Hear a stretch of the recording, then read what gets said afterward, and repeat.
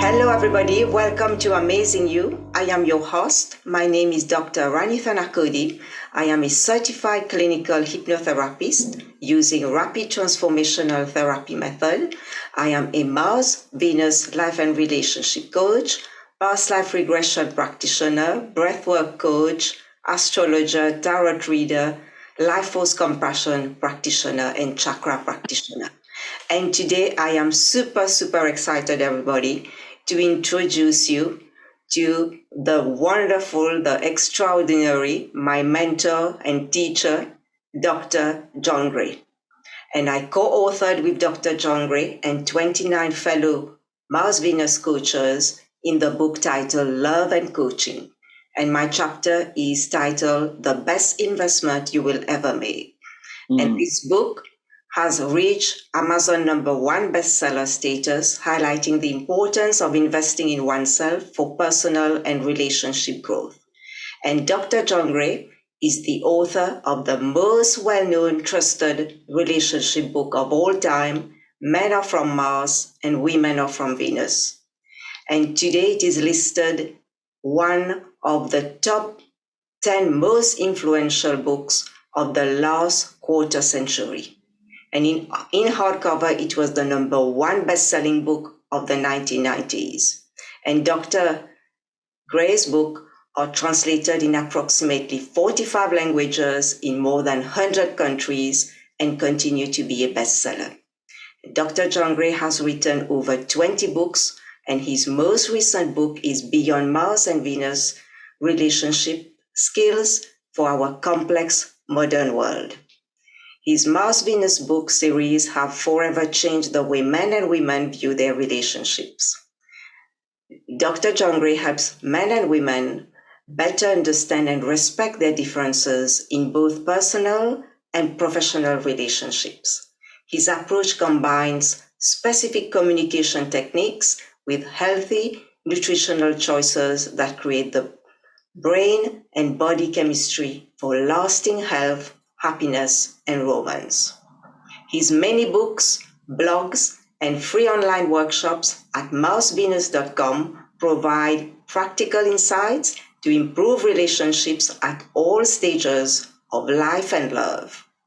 An advocate of health and optimal brain function, he also provides natural solutions for overcoming depression, anxiety, and stress to support increased energy, libido, hormonal balance, and better sleep. And he has appeared repeatedly on Oprah, as well as on the Dr. Oz show, Today, CBS, This Morning, Good Morning America, and others. He has been profiled in Times, Forbes, US Today, and People. He was also the subject of a 3-hour special hosted by Barbara Walters. And Dr. John Gray is also the brand founder of the Mars Venus Coaching. And Mars Venus Coaching aims at improving the quality of life through personal and professional education, changing the world one relationship at a time by applying gender intelligence into your life. Welcome to Amazing You, Dr. John Gray. Thank you so much. It was a pleasure hearing all that. I hope we have time to talk. I did my research, Thank you so much. Thank you so much. Well, I'm very happy to share my ideas with you today. As a Mars Venus coach, I admire the work that you're doing. We have so many coaches around the world, and I feel so touched because this message I've dedicated my life to moves out into the world one relationship at a time. Absolutely. And the number of people who I have coached and said that when they have read your books, this has changed their relationship. And I always tell that to Rich, and I say, wow, this is amazing what John has done. Yes, and people continue to have their relationship, their life transformed. So thank you, Dr. John Gray, for all that you do. You're very welcome. Very welcome. And I would like to ask you, I have asked my audience what they would like me to ask you to talk about. And the question that they would like you to talk about is, how can a woman create a loving relationship with her husband?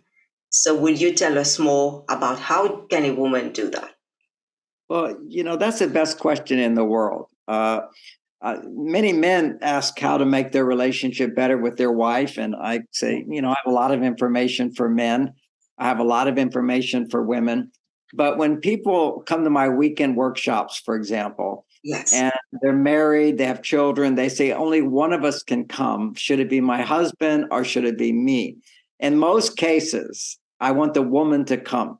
Because women have the power. See, women are the power of relationship. If you look in the bookstore, 90% of the relationship books are read by women. There's an instinctive and even hormonal motivation to see the world through the glasses of relationship. Now, there's another set of glasses you could wear, and this would be the man's point of view. He has glasses which are designed to have success so that he can have relationships. So it's a two-part thing. I need to make money. I need to be successful. I need to be educated so that a woman will love me and I can take care of her and give to the children. Now, I know that's kind of an outdated idea, but it's built into our biology. And there is a challenge, right off the bat when, for example, many women today, we're talking about how women can have a loving relationship. Yes. We have to look at some of the obstacles to that. Yes. And one of the obstacles to that is simply that the world has changed so much that men don't have the inherent motivation that they used to have. Mm-hmm. Yes. What does that mean? Mm-hmm. Well, what that means is, when I was growing up in the 50s, the motivation was, if I'm going to have a woman love me and have sex with me, because a teenager, you're very motivated to have sex. If you have to get married. You have to have a job. You have to be able to make money to provide for the woman who's going to get pregnant and have children and a family. So that was a built-in motivation, which is you're not going to succeed in life if you don't have a job and get married and have a woman love you. Yes. So there was an inherent in that world. Women particularly came out of a world where women were not able to get educated. Women could not support themselves. They were actually dependent on a man, not all women, but to a great extent, dependent on a man to provide for her, where she was in a vulnerable place with pregnancy and breastfeeding and lots of children and no birth control. All those dynamics was the world we came from. Absolutely. That was actually really good for men. It brought out the best in men. I can't say every man was wonderful. That's not the case. Yeah. And typically the reason any man was not wonderful is he had a job and didn't get paid enough. The world's an unjust place, where you have unfair societies. A man needs to feel I can work hard and get paid for it. So now I can go get love from a woman and take care of her. So that was a system that worked for some, didn't work for all. Yeah. But today, the world has changed. Women now no longer feel trapped in a relationship. They can get out of a dysfunctional relationship, which I'm all for, to become more independent, more education, etc. But when it goes too far, what happens is when women become completely independent, they go, well, why do I need a man? And I teach a lot in China, and the women there have just excelled so much, at least the ones who do my seminars. They feel like I'm independent. I don't need a man. Why do I need a man? It's he's just man candy. I don't really need a man. And so we have to define, what do you need a man for when you don't need a man for money and protection? So that's important, to feel a need. If you're hungry, you'll find food. Okay. If you're not hungry, you don't think about food. No. And so there has to be an awakening inside of women. And this is ancient truth, which is awakenings happen when we suffer. Yes. Yeah. Thoughts arise in the reaction to pain. Okay. how can I make things better because when there's no pain, we're just going to stay the same. So the reality is we have moved on, and we have to recognize there is a pain or a suffering due to this new situation. Now, it's good that I can, if I'm a woman, I can be independent, I can support myself.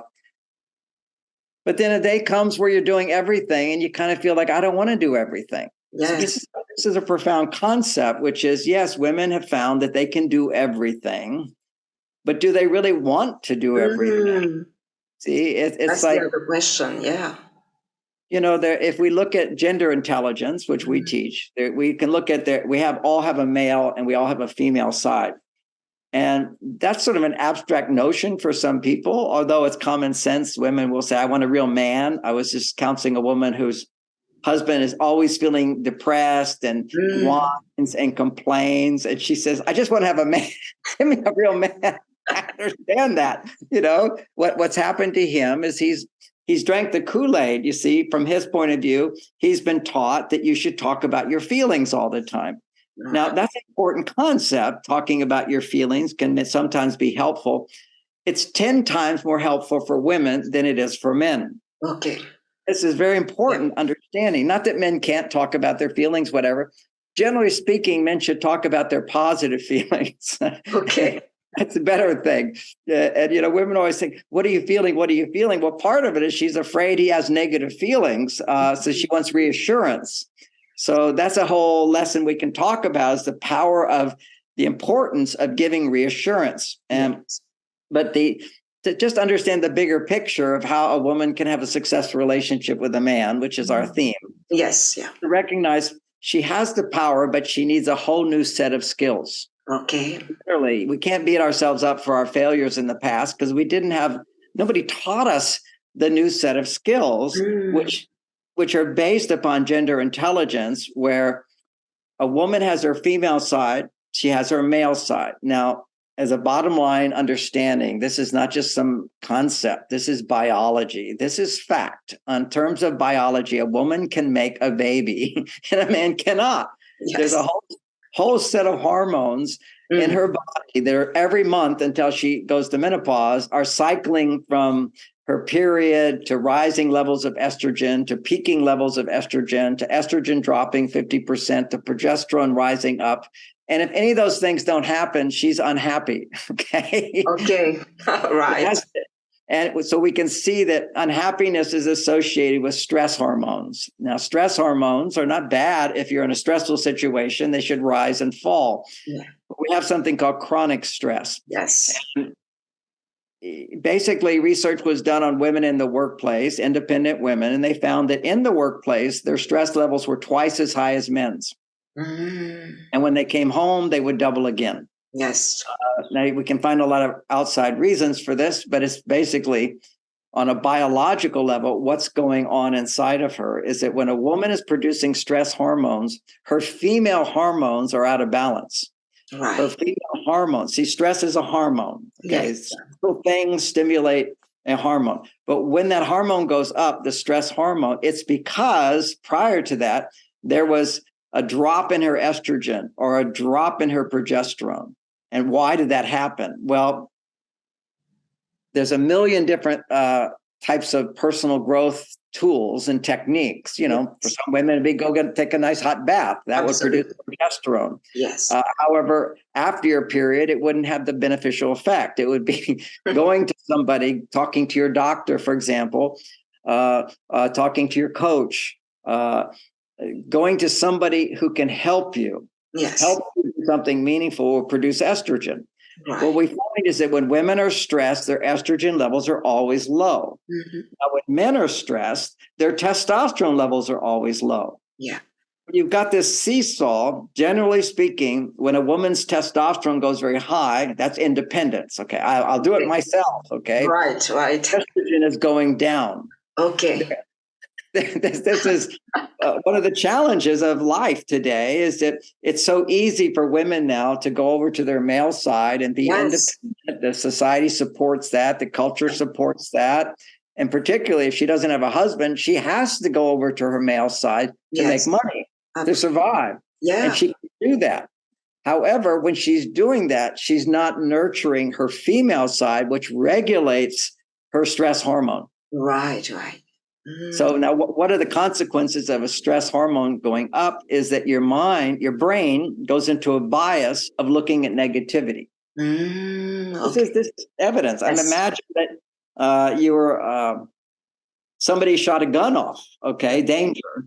That's a stress hormone, right? And what's your mind going to do at that point? You're looking for who shot the gun. Who shot the gun? You're looking at what's wrong, and you'll be nervous. Well, this is the chronic state that women's brain is in to a great extent of looking at what's wrong, rather than balancing what's wrong with what's right. I was just finishing a counseling session with a woman, and we got her to talk about her feelings and her emotions. That raises her estrogen. At the end, she felt really good. And she says, I kind of forgot what I was upset about. Okay.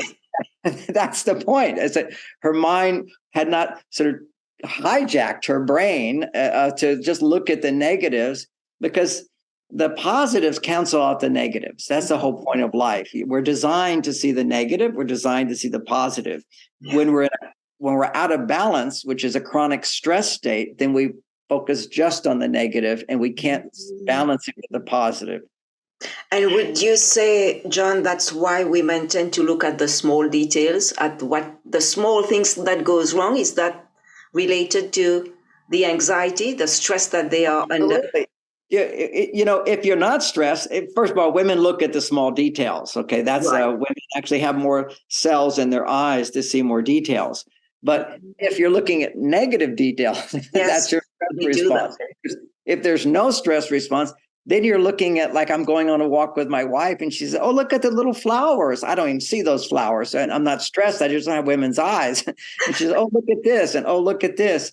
Women have the ability to appreciate little things, but they also have the ability, if they're stressed, to focus on negative things and become stressed. Mm-hmm. So the dynamic is for women to learn to have a successful relationship with a man is learning how to find the balance where you're feeling, I need a man. Okay, that's what estrogen is all about. Women need to make. Here's a biology fact.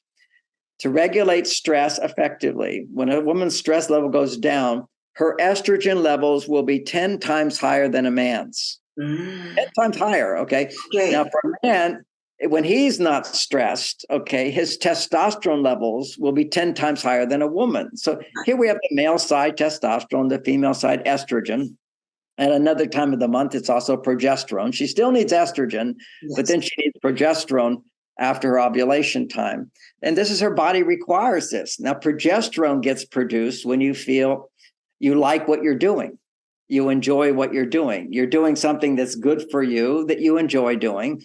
And estrogen gets produced when you're feeling I'm depending on something to make me happy. That's why relationships are so fundamentally important to most women, is because it's all about I'm depending on you for something and you can depend on me for something. It's a give and take. It's back and forth.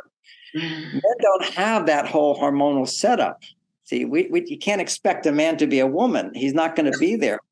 So you have to realize that we have a gene. So a woman's genes are saying everything is relationship. I'll give and I'll get. And if I get, I'll give. Okay. So reciprocity.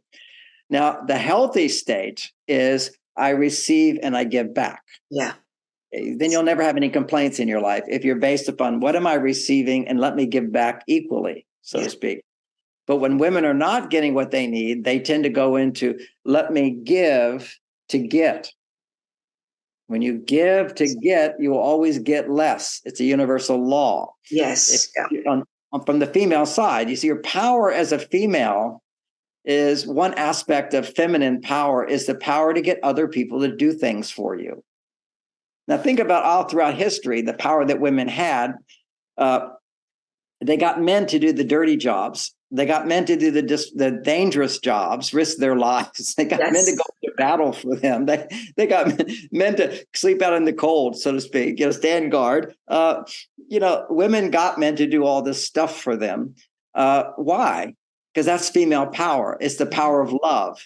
If I need love, I'll do whatever it takes to get love. And so I'll do whatever a woman needs. And that's sort of the dynamic. But women they become more masculine making male hormones. They're now out there. I'll do it all. I'll do it all. I'll do it all. And any woman who's ever come to me unhappy in a relationship, one of the themes is I give and I give and I give and I get nothing back. Yes, I hear that. Yeah. A lot. It's just I'm burnt out. I'm tired of giving. I'm not getting back. And this comes from a place of not recognizing how to ask in return. See, nobody taught women how to do this. They never had to do this. Historically, men were automatically motivated to do certain things, and you didn't marry a man unless he already knew how to do those things. And so what were those things he had to do was pretty much make money and be strong. And so that man who was made money and strong, and he didn't complain. That's another aspect of where we have to retrain men. Yes, yeah, that's if you look at men's testosterone levels just 50 years ago, they were twice as high as the average man today in any age category. And if you go back before they had testing, we're assuming that it was 4 times higher. Okay, men used to be really hard workers, no complaining. It would be so unmanly, but it was not just unmanly. It's just you didn't have complaints because you didn't have that much estrogen. You primarily were testosterone. And when you're primarily testosterone, you don't complain, but you don't feel. Okay, so it's good that men are now more in touch with their feelings, but now we've gone too far. Yes. It's good that women are more independent so they can leave a bad relationship, and they can also create their own lives once their children have grown up. You know, this is wonderful. That means a woman is balanced with her masculine side and her feminine side. And a man can have, you know, I'm a grandfather. I love being with my grandchildren. My children were growing up. I made special time to be a father to them. A lot of men just didn't have that opportunity or didn't have that motivation. So my life is very rich with love. As a result of that, my sex life, for example, for 34 years was fantastic. And now I'm in another relationship. My wife passed away 5 years ago.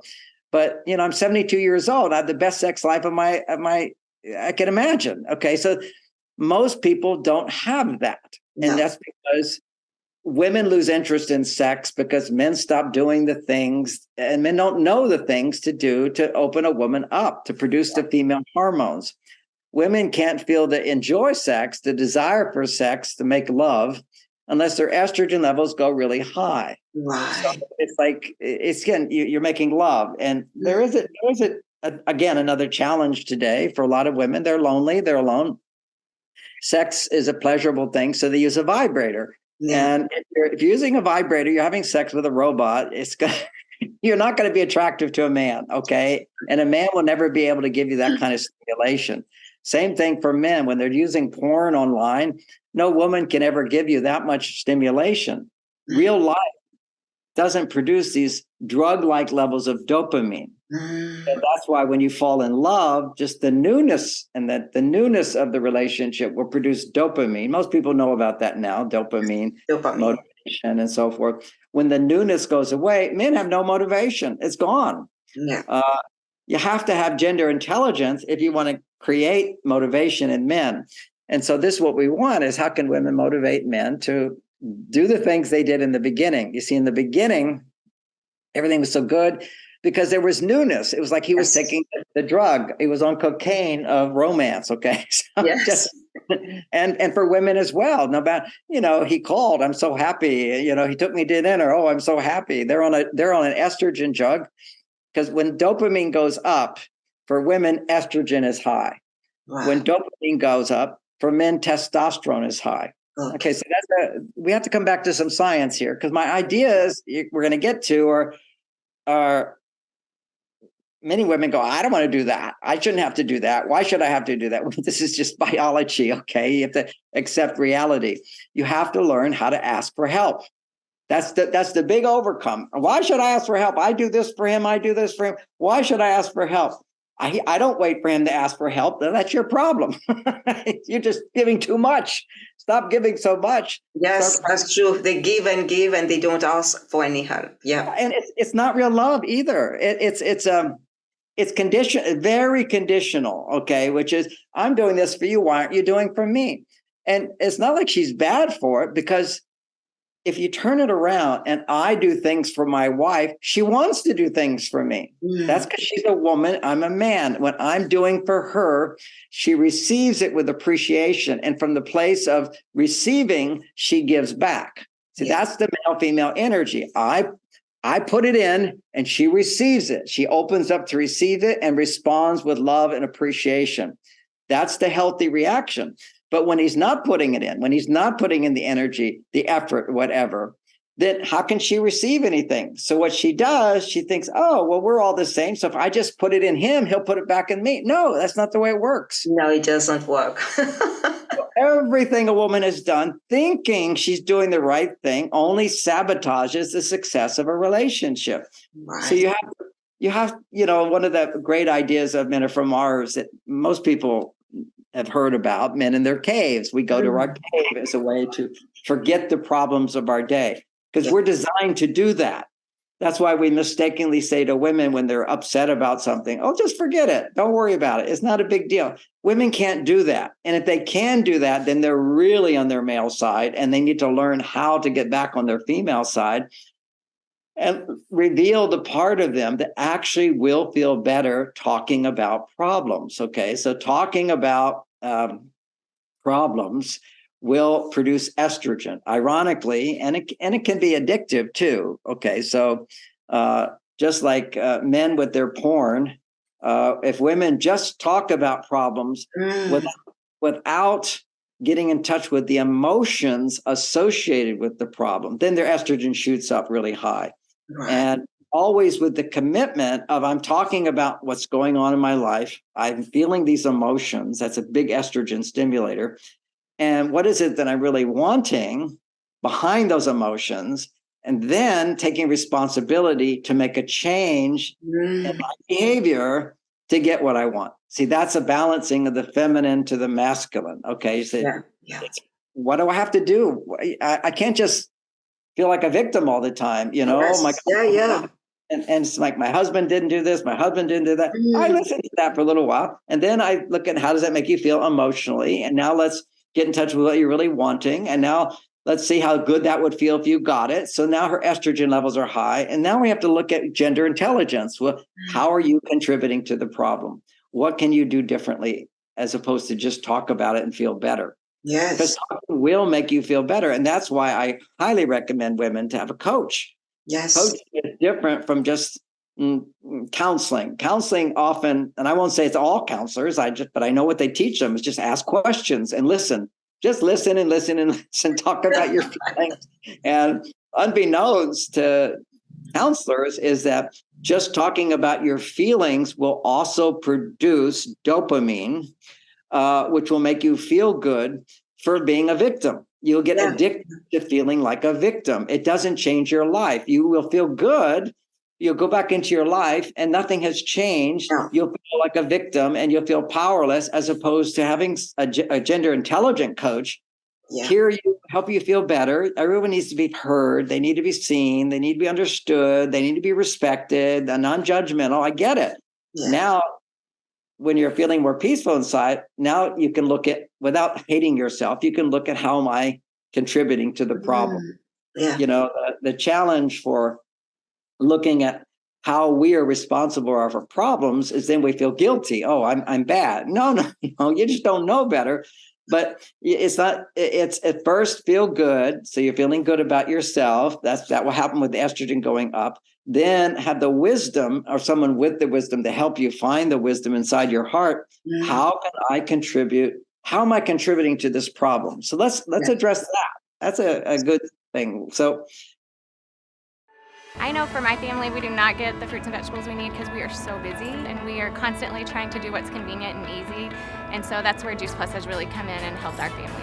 It's a great way to get more fruits and vegetables, and you could look at it as a healthy fast food option. Now we have our complete smoothie that takes maybe 5 minutes to make in the morning.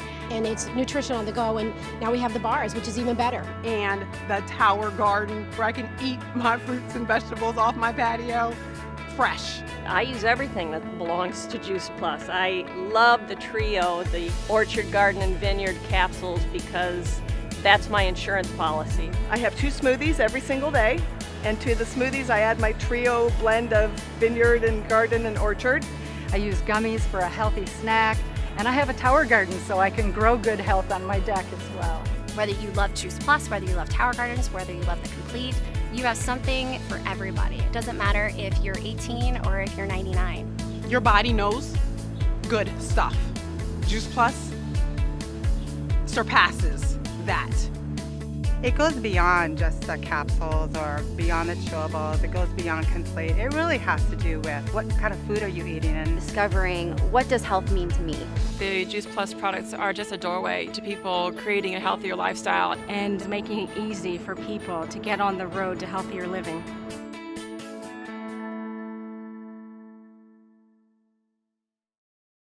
Here's a look at some red flags, okay? How you contribute to problems in a relationship if you're a woman. Now, maybe I should first say men contribute to relationship problems. When a woman wants to talk about her feelings, men will dismiss them. Men will ridicule them. Men will put them down. Men do not understand that the most important thing you can do for a woman is to create a safe space for her to express whatever's inside, even if what's inside is an overreaction. Even if what's inside is an irrational statement, and we have to wake up. Women do this all the time. Like my wife will say, we never go out. Well, that's an irrational statement, but it's a feeling statement. See, it's not logical. It's just we never go out, Oh, you're always ignoring me. Wait a second. What are you talking about? It's just an emotional expression. So it's an irrational statement. I don't hold her to logic all the time. You understand, it's just an expression of emotion. Emotion is always logical. Now, my concept, I've never read this anywhere, but basically anytime emotion is illogical, it's always positive.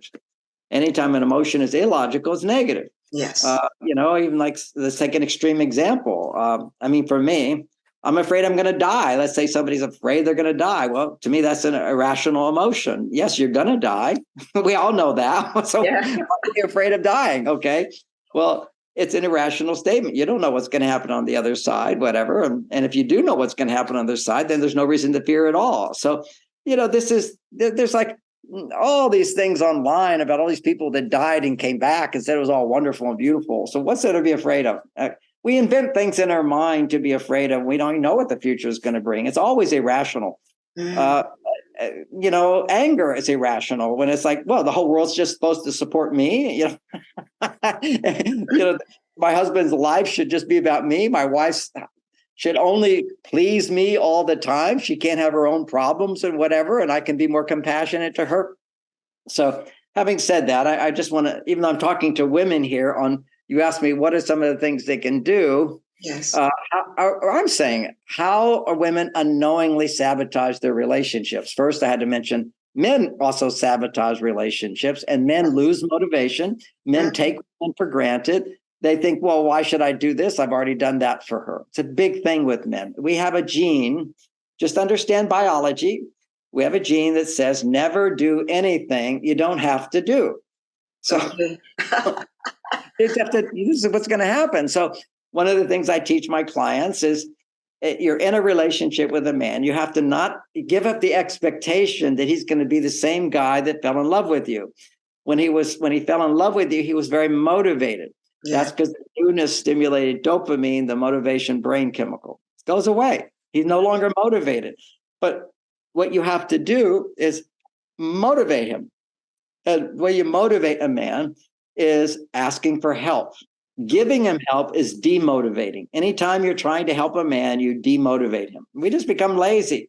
Yeah. This is just the nature of masculinity. You think about these firemen, these noble men that will go in and save everybody loves firemen. You have somebody's house is on fire. These guys come and they carry their heavy equipment and they do this thing and hooray for them. They go back to the fire station, sit around and do nothing for days. They do nothing. And they do a lot of porn. They also do drugs. They have to take action, but their action is only motivated by a big fire. They often have really challenging relationships because they don't have motivation unless it's a big fire to put out. Right. And every man is like this to some extent. He needs to be motivated by a reward. Okay. Why putting out the fire is such a big deal is because everybody rewards you for it. Okay. If everybody said, oh, you put out the fire, you loser. He wouldn't go and put out the fire. It's like, you're a champion. You saved the day. Yes, I saved the day. So this is men taking action for reward. So what I said is the worst thing for women is to give to get. Men, the best thing is to give to get. I give, I do my work to get paid. I give to my wife to get loved. Men have to earn it. Women don't. The female side does not earn love. It's already worthy of love. And based upon that worthiness, which a lot of women just don't feel unless they're angry, that they don't ask. They think you should already know. No, he doesn't already know. I told you 10 times. And even if you've told him, he thinks, well, what do I have to do it again for? Let's take my favorite exercise for every woman to know. This will change your relationship with a man. So let's say you're dating or you're married, whatever. There's a certain point where a guy says, I love you. Okay, now this happens after the I love you statement happens, right? And then she can say to him, because a lot of men will just say it once, okay? Maybe 10 times and it's over, okay? So what you do is you say to a man, you know, I know how much you love me and I appreciate it. You work so hard. Make some acknowledgement there. I just want you to know, as a woman, I have these insecurities inside and I know you love me, but it feels really good to hear it. You know, I could imagine myself, you could say this story as a teacher in front of an audience is what I say. I know everybody got a good benefit out of it. They paid for it, but when they clap, I feel good because they reassured me that I made a good job. And if they stand up and clap, oh, I feel so much good. Okay. It's just, that's called reassurance. We look in the mirror every day and we check our hair and our outfit. We're getting reassurance that we're presentable. Okay. So as a woman, I want you to know, this is what you'd say to him. It feels really good to get that reassurance. And so what I would like to be able to do with you is, even though I know you love me, is every day at some random point, I'm going to say, do you love me? And you're going to say, yes, I love you. And I'm going to say, how much do you love me? And you're going to say, with all my heart. Okay, that's the step one in this process. Right. And what's so interesting is that women won't do this without a lot of prodding on my side. You know, they're just, why should I have to do it? I shouldn't have to do it. And men are actually very flexible with this if you just set it up logically, you know, and I gave you a logical way to set it up. If you just say to a man, I don't feel like you love me. Well, that's an insult. Okay. I need you to tell me you love me. Well, why do I have to tell you I love you? Of course I do this and this and this. It's all the context. That's what communication is. It's setting up the right situation. It's the same thing with complaining. Now, this reassurance technique, there's more to it, but that's a beginning stage. What it looks like later is you're doing it while you're having sex. That's once you're used to doing it outside the bedroom, it will enrich your whole sexual experience and enrich his sexual experience, because it takes sex out of the realm of some physical animalistic behavior that's very pleasurable, just like eating junk food is very pleasurable, and it turns sex into making love. And I had so many women that prior to doing this technique, they didn't even enjoy sex. And then suddenly they feel like, wow, this is for me. I'm enjoying myself. Because when a woman says, do you love me? It's a major estrogen producer if she asks for the love. You see, asking is vulnerability. Yes. Vulnerability is estrogen. Because asking, you're really, you say to someone, imagine you're just saying to someone, would you like me? And they go, well, not really. It's a very risky thing to do. Yeah. It's a very trusting thing to do. Yes. These are the qualities of femininity, which is, opening up and saying, I trust you. It's like, who do you trust? And when you practice this, it gives you a chance to come back to a part of you that many women run away from today, because why should I ask if he loves me? He should prove it to me. He will. If you ask, everything is you've got to ask. And so when he's in his cave, he's no longer interested in you. He's forgetting about you, the day, everything. That's how he covers from stress. Yeah. This is not just your husband. This is every man. And until they've been reconditioned. Now what you get is men coming home complaining about their day, talking about their feeling, becoming demanding, whining, complaining. And then what you'll do is listen because you want him to listen to you. So it's terrible. You need to just you feel the disgust inside and walk out of the room. Okay. Don't feed a man's negativity. Okay. It's important. And if a man starts to raise his voice, this is the most important thing for women. You've been in dysfunctional relationships in the past where men would yell. And you'd argue back or you'd ask questions. Never talk to a man if he's angry. Just say, let's take a time out and walk away. And if a man follows you, it's because you did it too long. Okay. You can just say, I need to think about this and walk away. And then what do? You talk to a girlfriend or your coach about your feelings, or you have a journal and you write down your feelings, knowing I'm going to share them with my coach. There's something to that, where you're going to share, but also just writing out what you're feeling is, how dare him be angry with me? I'm so disappointed. We got another argument. I'm always afraid around him now. See, these are the emotions that our Mars Venus coaches help women go through to get back in touch with what I deserve, what I want, and now how can I get it? And then you can reflect on that argument and you can see with gender intelligence how you sabotaged your relationship. He sabotaged it. See, if I raise my voice at my wife, right away she's going to shut down. Yes. Nothing I say she's going to be able to hear. No. So I have a huge regulation inside to not become angry. But if I do get angry, I take a time out. Same thing. Now in the beginning, I would take a time out and look, I just need to think about this. Well, why do you need to think about it? You just don't love me. And she'd bait me to talk, you're just walking away. You should stay. And then, well, you're not being nice. Now you're in an argument. So we have to not bait our partners into talking. Now, whoever taught women not to ask men questions when they're upset? If a man is even close to being annoyed or irritated about what's going on in the conversation, don't ask him what he's feeling. Okay. Now, why? Because if you ask a man what he's feeling, his feelings make estrogen go higher, and anger is fueled by estrogen. When a man has no estrogen, he has no anger. He has no emotions at all. Okay, so all negative emotions is estrogen. All positive emotions are estrogen, but a man will also have testosterone. So if I'm confident, that's testosterone, and I have emotions, my emotions will always be empathy, compassion, love. But if I'm not confident, my testosterone's low and my estrogen's up, that's a stress response. This is biology again. And what do women unknowingly do is they keep talking to him, asking him questions. He will lose control. His anger will become more and more. And she wonders, gee, I was such a good listener. And why did he do that? Anytime a man is angry, you should leave the room. There's nothing you can do to make it better. Oh, well, there is something you could do. This is the old-fashioned technique, and I don't recommend it. A man gets angry, and you say, okay, you're right. You're right about everything. I'm so sorry. You're right. I'm so sorry. And then what you're doing is denying what you might think, he's wrong about. Okay. So that was the old technique, which is just press, just go submit and whatever. And it wasn't such a bad thing if this guy rarely got angry, and if he was also providing for you and you felt a lot of love for him. But because I don't want to dismiss the idea that apologies is the magic of relationships. Women are often afraid to apologize because women are not so good at forgiving.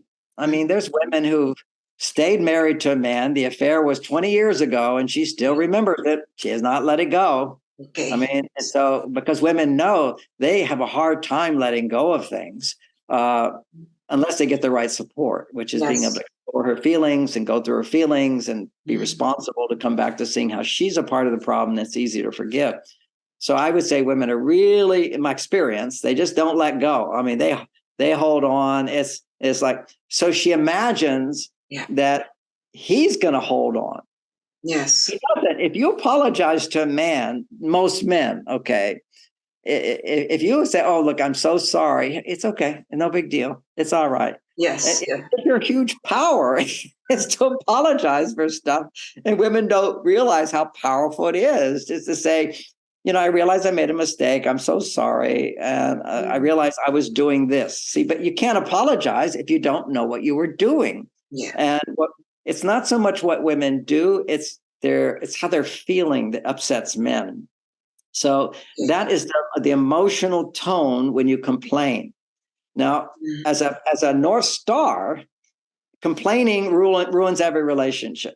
There's no relationship that dies without complaining, either verbally or inside.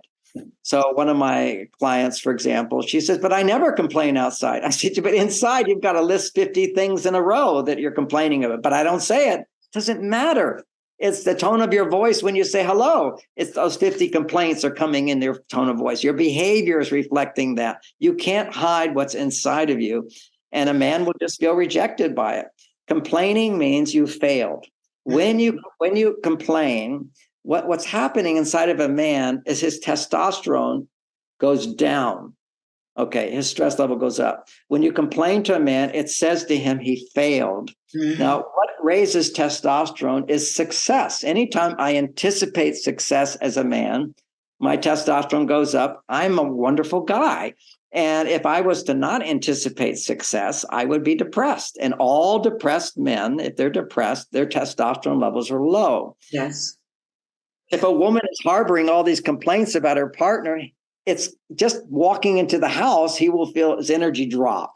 Yes. He's ready to live in his cave forever. And how do you get him out of the cave? You ask for help for him to do something little that can happen in 5 to 10 minutes, and you appreciate him for it. Appreciation raises testosterone. Now, women need to be appreciated. Well, imagine a man, he needs 10 times more and he does less. So how do you get to feel appreciation in your heart? It has to be real. You have to ask him to do things for you. But it's a big hurdle because you think, well, I shouldn't appreciate him if I have to ask for that. Yes, you should. He loves you.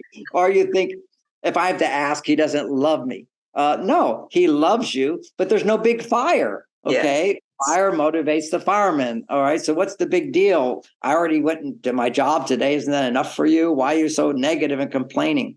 So what is any complaint but a request? Behind the complaint is a request. And so because women are not good at asking for what they want, they will complain about it, thinking they're asking for what they want. But that's not a request. That's a complaint. That's a judgment. It's a disapproval. It's a rejection. And that's how men are going to feel. Whether you think, oh, I love you so much. I just want you to do this and this and this. Yeah, you're dissatisfied with me is the way he's going to react. And you are to various degrees. So a way of avoiding all that is creating a context on a daily basis, having him do little things for you. Because we talked about in the beginning, women can get upset about little things. They can also become very happy about little things. And that's what we need as men, is the wisdom of that women know about themselves, if they understand it, is when you do little things for me, it feels like I matter. See, women start to feel like I don't matter. I'm being ignored. I'm not being seen. What I want is not important.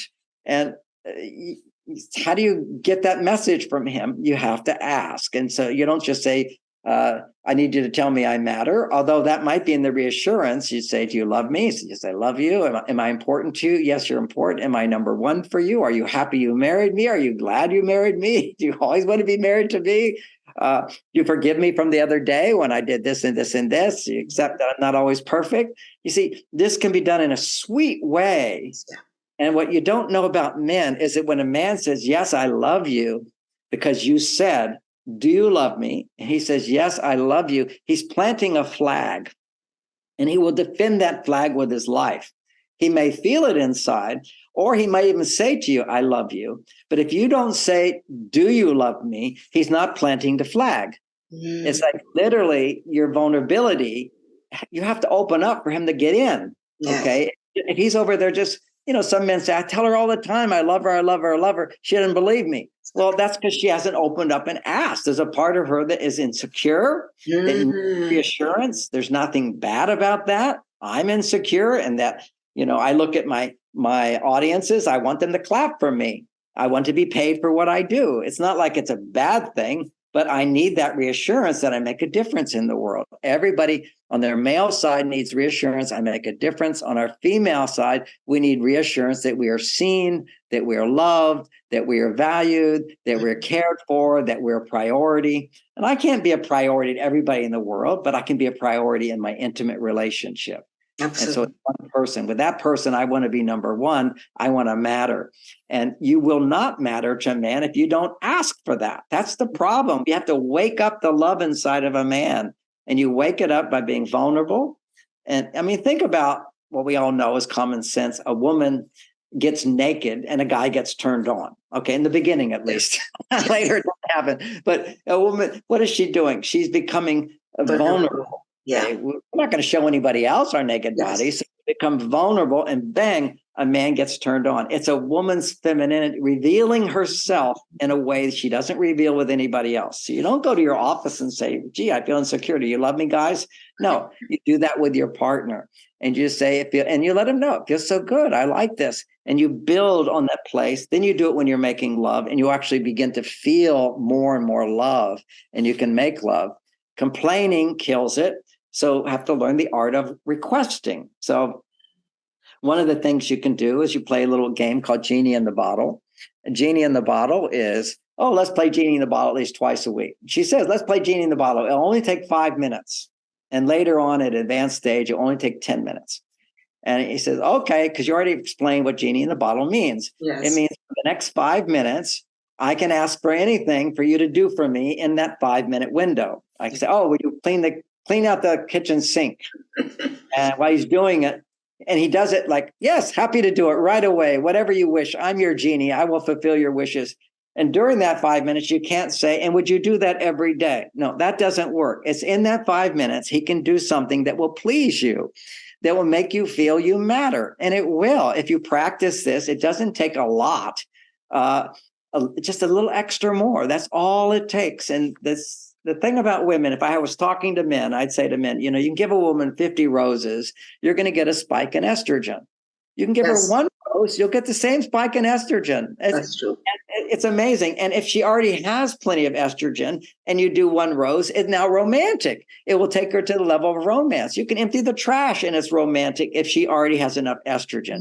If she has no estrogen, in a sense, a low estrogen level, he empties the trash. She goes, well, he should empty the trash. I did his laundry. You know, we can't control our reactions so much. They're just automatic based upon these hormones inside. So we can choose certain actions that will repair our hormones, that will balance our hormones. And I'm telling you, just what I tell men, 4 hugs a day, 4 hugs. You get up, you get a hug, you go, and the hugs are 6 seconds, 6-second hug. So here I'm talking to women.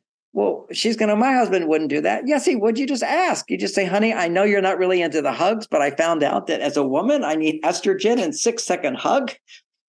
It's amazing. It's like you just made $50,000. I don't know. It's biological. So you have to explain this to him, and then he'll forget to do it. And you say, okay, honey, I want to remind you how much I love. I love when you give me hugs, and I know sometimes you forget. I just wanted to remind you how much I love it. Okay, that's it. You see how I did that? There was no blame. It's not a big deal. It's just it helps me remember and feel how much I love you. Okay, as opposed to you should do this. It's not a you should do this. It's a request. Yeah. You know, I'm sitting in my living room here, and I used to come through and leave the lights on. And Bonnie always say, you left the light off. She'd complain about it. I never changed. It's not like I said, well, I'm not going to change. I just didn't remember. Till one day she said, she big smile on her face and she said, oh, John, I was like, what's she happy about? And she says, oh, John, I just wanted to, I just wanted to point out, I'm trying to remember what she said. Now I'm in this room. Yes. She said, she goes, smiles. And she says, oh, John, I noticed you've been turning out the light more often. And I wanted to remind you how much I appreciate it. She didn't say, I want to remind you that sometimes you forget. She said, I want to remind you how much I enjoy it, or I like it. It feels good. And it's not a big deal. Sometimes you forget, and walked out of the room. Okay. So minimize the complaint. It's implied in there while you're still forgetting. But she said, I want to remind you how good it makes me feel. It's not such a big deal. But sometimes you still forget, and walk out of the room. See, that's what you would do in the first year of a relationship. And if you want to have your relationship to feel like the first year, you got to do the stuff you did in the beginning. And women often feel, I shouldn't have to ask. You know, yes, you have to. And that's what you didn't do in the beginning because he was naturally motivated. And he was naturally motivated because you as a woman was easy to be happy about the things he did. Yes. And you have no history of him not doing things. See, it's this history builds up of he didn't do this, he didn't do this, he didn't do this. And now your appreciation is tainted. You remember, oh, he hasn't done this. What allows you to remember the good things is when your estrogen goes up. Now, this is a playful way of looking at this, but there is some biological truth to it. And that we know biologically, when a woman is experiencing stress, there's 8 times more blood flow to the emotional memory. The emotional, and for men, it's 0. Under moderate stress, no emotional memory. Under big stress for men, it's emotional memory. So men have it, but it has to be big thing. But under little stuff, women go to the emotional memory. Now, the emotional memory is like a library. And on the ground floor, all the good things to remember about life. On the second floor is all the bad things, disappointments. When she's experiencing stress response, her estrogen is low, she gets in an elevator and she goes to the second floor.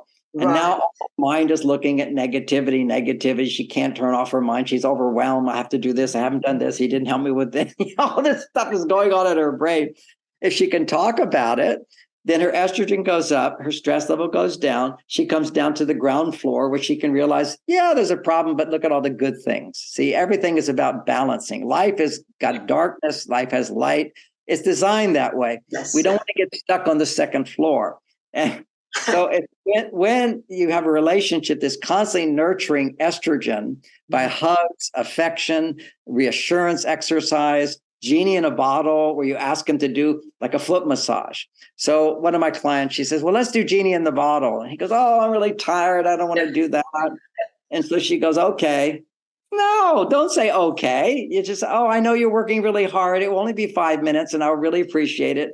Do we really have to do that? I mean, I'll do it tomorrow. Well, yeah, we could do it tomorrow, but it'd be so nice if you do it now. You just stay gentle with the whole thing. You don't let him off the hook. You just lean into it. And most women go, I shouldn't have to lean into it. No, you do. That's part of life. You know, life is not everything is for you just the way you want it. You have to embrace that life is what it is. And you have this power by gently leaning in. Well, I shouldn't have to do that. It's humiliating. No, it's not humiliating. It's loving to do that. It's believing that he wants to do it. You just have to coax him into it. And that's a positive point of view. And women have that potential when someone guides them to do that. And that's what a Mars Venus coach will remind you again and again and again, your power as a woman to attract. Because if you're doing everything, you're on your male side. My male side, look what I can do. I can accomplish, I can achieve, I'm efficient, I can do this. My female side, I don't have to do anything. I can get people to do stuff for me. Now, those are 2 extremes.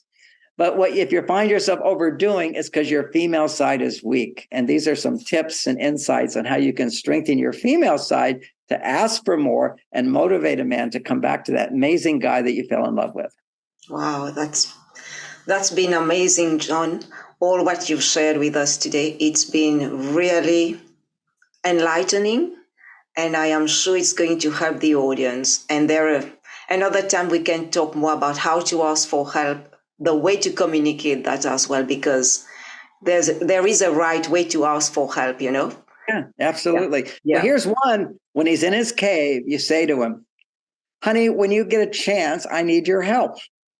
It will only take 5 minutes. That's it. You get him. He'll say, okay, what is it you want? Oh, when you're done, or when you have a chance, don't push. But it's like he'll want to know, what is it? And say, well, if this is a good time for you, yeah, this is a good time for me. Okay, well, I'd like you to help me. One thing we didn't talk about is the importance of, I just want to talk about my day for 5 minutes. You don't have to say anything or do anything. I'll talk about what's going on with me at my job, not talking about the relationship. Okay, because then your stress is going to go all over him. But there's so many other things to be stressed about that you can talk to him about, and your estrogen will go up and the relationship will get better without you having to talk about the relationship or him. Yeah, I think that's been invaluable insights and knowledge you've shared with us. And I would like to say a big thank you for your time, John. You've really, really helped the audience. And I hope everybody enjoy and watch us and listen and share this podcast and this YouTube. And I would like to say Merry Christmas to you, John, and a very Happy New Year. I will see you on the Mars Venus coaching calls every 2 months when we meet. And I would say big thank you. I'm really appreciative for your time, your energy, and all that you do for the Mars Venus coaching and for everybody, for all of us around the world. So thank you. Thank you. Very grateful for you and to have met you. And I will meet you very hopefully in person someday. I will definitely. I'm looking forward to that. And you have a great afternoon. Is it afternoon there? Yeah, it's a great afternoon. Yeah. Yes, a great afternoon. And thank you to the audience for watching, sharing, and subscribing. And we'll see you all very soon. Take care, everyone. Bye-bye.